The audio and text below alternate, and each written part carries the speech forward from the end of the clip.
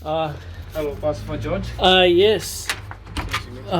Thank you. I'm looking forward to this. Okay. Cool, thank you. Cheers.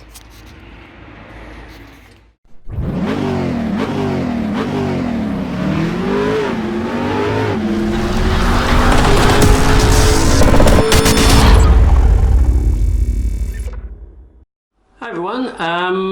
I just received these little packages in the mail about 20 minutes ago. I'm really excited. The Fanatec CSL Elite, which are meant to be my replacements for the G29 that's sitting in the background that you might be able to see. So I've been looking forward to this for, I would say, a long time. It's really been a week since I've decided to buy these things. They actually came quite quickly. Took the day off work today just to make sure that when the courier arrived, I was home to be right here and unpack this thing straight away. I can't wait. So come join me. Here we go. I'm not sure where to cut this thing without damaging. So let's just start off with the sides. I've got a really blunt knife too. I should get box cutters, but what are you going to do? In case you're wondering, why did I pick these? Well, why not? If you're going to buy some equipment, you might as well buy the best. That's what I say. Some of the time. Other times, I'm just plain cheap, but not today. Not when it comes to sim rigs. So here we go. This should be the steering wheel, I reckon. Look at this. Hang on. Oh no. Oh, this is a good start. Here we go. Here we go. Oh. Look at this baby. Just look at how beautiful this thing is. I'm so in love. I'm so in love. Alright. Should I keep on rotating this box? Here we go. Now let's just dig right in and take this lid off, shall we? It's like all my Christmases that come at once. Alright. Hang on. What? There we go. Oh, look at that. Look at this. Go, go, go. How appropriate is that? And 180 beats per minute. Oh. Alright, what do we got here? Some replacement buttons that I think you can just customize the wheel with, which I may or may not use, I don't know, but they're good to have. Power supply, put that away. These are the various cables, power cables, probably some USB cables in there, not sure. Check that out later.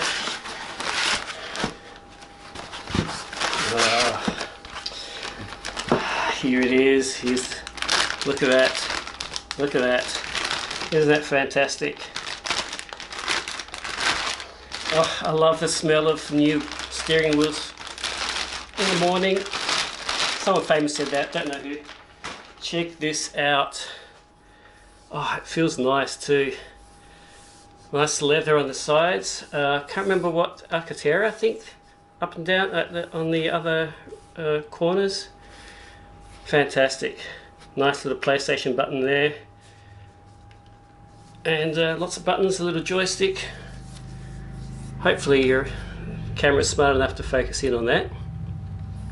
And up here you got a nice LED display. Looking forward to this. And let's listen to the click. Nice solid click as well. Excellent. Oh, lovely. Alright, and for the base, let's see. Quick user guide. I probably will need that with some installation guides behind. Excellent. Alright, now for the base. Oh look. Get some more cables. Well, that's probably a table clamp. I don't think I'll need a table clamp, so I'll just leave them in here for now.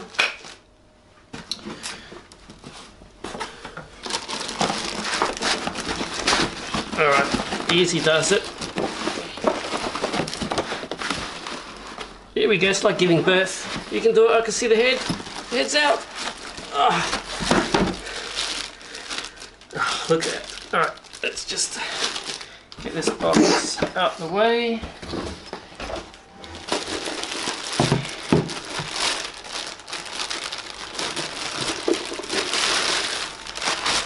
Oh, she is a beauty. Look at that. Not very, well, slightly heavier than the G29. But yeah, nice, attractive looking thing. I think what's missing here is probably a CR sticker, I reckon. Or maybe at the top, I don't know just yet. Nice little modes button. I suppose that's between compatibility mode and PlayStation mode and PC mode, I think. And power button as well. And a few, here we go. We have some network ports for the pedals, shifters, and probably the brake and the handbrake. Oh, here's the handbrake. Power supply. Excellent. Oh, here's the sheer beauty. Alright, we're going to put her to the side. And I think now what we'll do, because that's the load cell, these are the pedals, so let's just open up the pedals. Nice. Just trying to be careful I don't ruin what's inside. Here we go.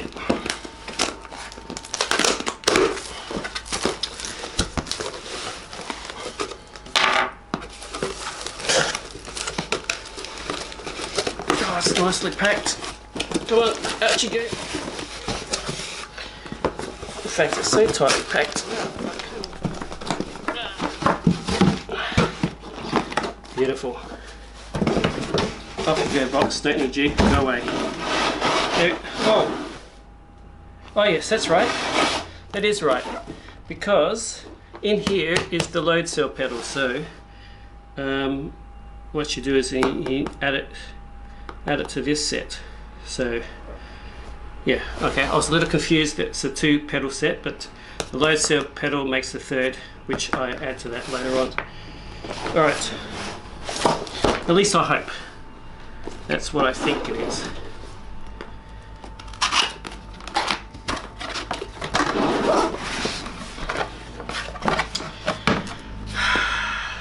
Take your time, take your time. Alright, out you go. Quick user guide, put you to one side. Foam, go away.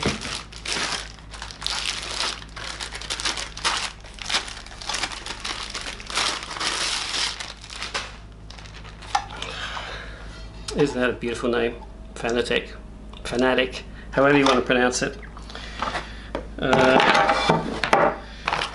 Cable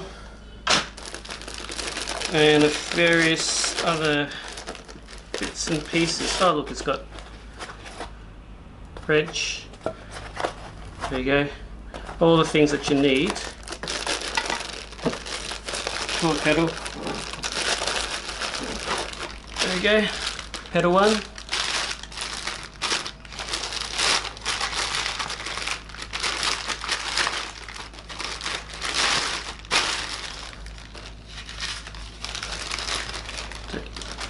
That's really nice feeling, nice and sturdy.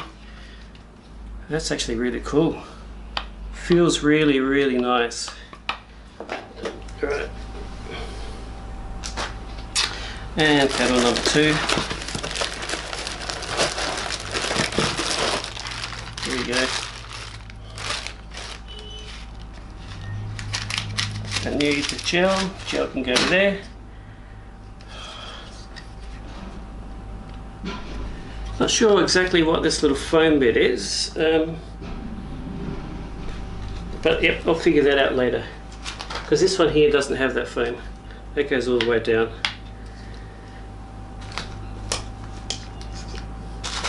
I bet you that's just some adjustment you can make later on. I'll just grab all this stuff, bolts, nuts, to get everything connected. Alright, that's done. Out of the way.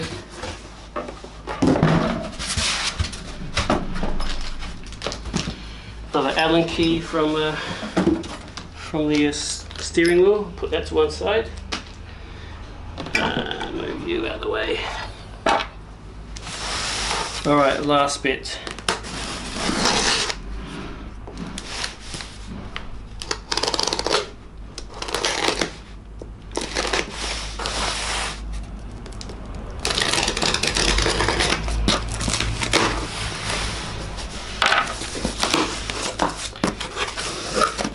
Here we go.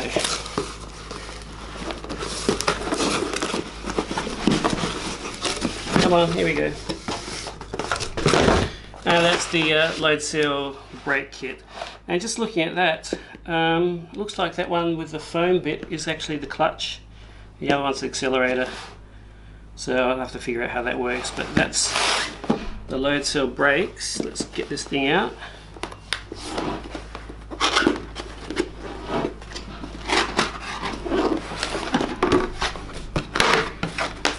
My hands are shaking, I'm so excited. Here you go, go. Another quick user guide. A few stickers, probably should I put them on my car? I won't put them on my car. Why would I do that? I'd rather have a CR sticker on my car. Funny enough, I've got two of them. Here we go.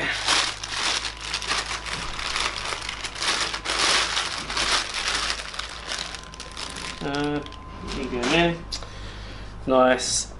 Feels good, and this is totally adjustable, so I can adjust the pressure that I want.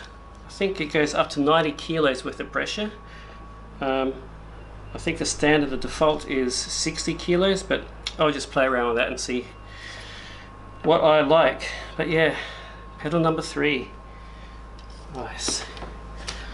And what do we got? Cables,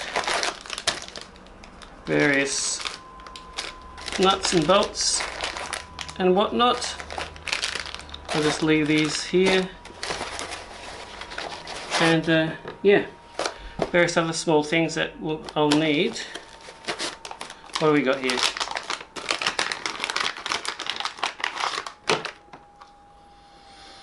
USB base adapter. Okay, it's got a few network ports, so I can connect the handbrake, clutch, brake and accelerator wheelbase in this as well. I'm not sure how that's going to work, but I'm sure one of those 3 user guides are going to come in handy.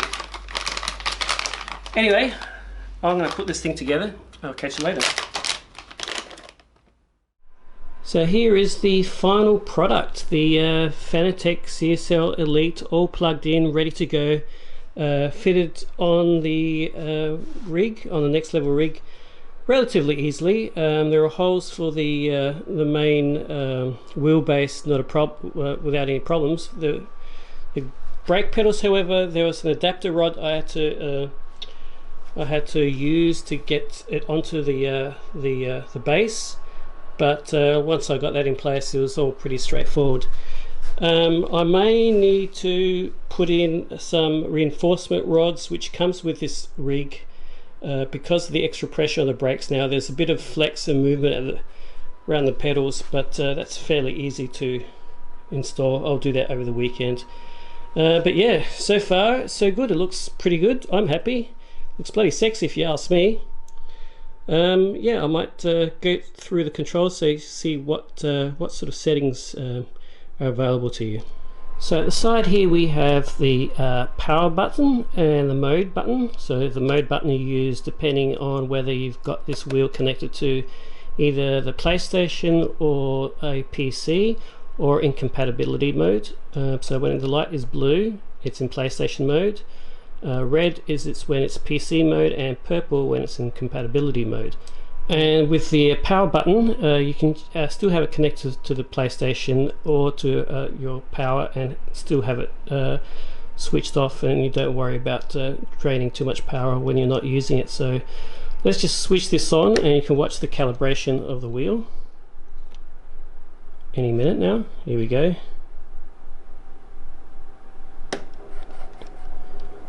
It's a really quiet calibration compared to the G29 that I'm used to.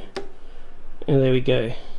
So to adjust the settings of the wheel, there's the little settings button here, and you use the little joystick to control changing the settings. What you can see up here is S1.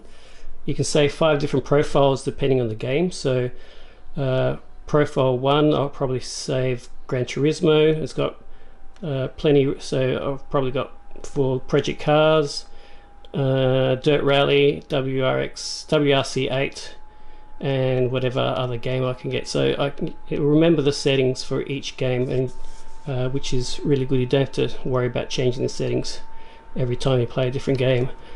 To scroll through, left to right, we'll go through all the force feedback settings. So that's sensitivity, which adjusts the amount of wheel rotation. I currently have it set on automatic, so it's the game decides what the rotation of the wheel is, but you can manually adjust it from 1080 degrees all the way down to 90 degrees. But I've tried it out with automatic with different cars in Gran Turismo, and that seems to work okay. Force feedback is just the overall force feedback of the wheelbase. Shock is just the vibration strength of the vibration motor of the wheel. I currently have it at 100, but I might reduce that because there is a bit of vibration. It can get a bit noisy. I haven't actually mucked around with it too much yet, so that's something I will try out later. ABS is the direct vibration feedback based on the brake input. So if you change that to 100%, then whenever you press very lightly on the brake, you should get a vibration on the brake to indicate it's active. And if you get it to 0, you have to put maximum pressure on the brake in order for the vibration to kick in. I've mucked around with that and it doesn't seem to work at all. I suspect it's probably not compatible with these load cell brakes. I've seen other people review it and they're using different brake pedals, so I suspect it's dependent on what brakes you use. But that's something I'll have to look into at a future date. I'll check out the forums and see if I'm doing something wrong, or see if that setting is compatible. So drift, that is, if I recall, reduces the overall resistance of the wheel. So if you have it a positive value, it makes the wheel turn a lot easier, which is apparently good for drifting. I wouldn't know, I'm not really a drifter. And if you put it on off or negative value, it simulates more realistic racing feel of the wheel. I've just left it off by default, and it seems to work okay for me. Alright, so the force, the spring, and the damper I should say, all relate to the force feedback information being set from the game to the wheel. So that would depend on the game, depending on what game you're playing. So I've just set the default settings here. The brake force actually adjusts how much pressure you want to apply to the brake before you get the maximum input. So if you set it to 100%, then you just tap on the brake lightly to reach maximum brake force. And if you set it to say 0%, then you have to apply maximum pressure onto the brake pedal. So I've set mine around about 30, I think, because the wheelbase, I mean the base where the pedals are on this rig tends to flex a little bit if I push too hard. So I've set it quite light, and I had to use the Fanatec software to put a little dead zone in the first 5% of pressure, because I've noticed that resting my foot on the brake pedal would actually activate the brake a little. So I've added a little dead zone there, like I said, first 5%, so I can just comfortably rest my foot on the brake pedal in race without actually kicking in the brakes. Next setting is the force effect intensity. So that reduces the mechanical sound of the wheelbase depending on the game and the tuning settings. So the amount of vibrations, you can adjust the overall settings for that. So I think I've got mine quite low, if I'm not mistaken, 50%, because I don't want to make too much noise, too much vibrations when I'm driving, because I find that a bit distracting. But you know, I've only driven a couple of hours so far, so I still got I have to try it with different games as well, see what difference it makes. So yeah, I think that's all the settings. Yeah, so overall I'm quite happy with this. It feels really nice and smooth. It does vibrate occasionally when I'm turning too hard, but I suppose that just comes down to adjusting the settings to a point where I can find that I'm satisfied with. But yeah, I'll fine tune it the more I use it. I've only driven on it a couple of hours last night, and so far I'm really happy with it. Yeah, so I'll see you around on the racetrack. Hopefully this will make me a little faster. It probably won't, because I'm not that talented, but I'm certainly going to enjoy myself more. Until next time, have a good one.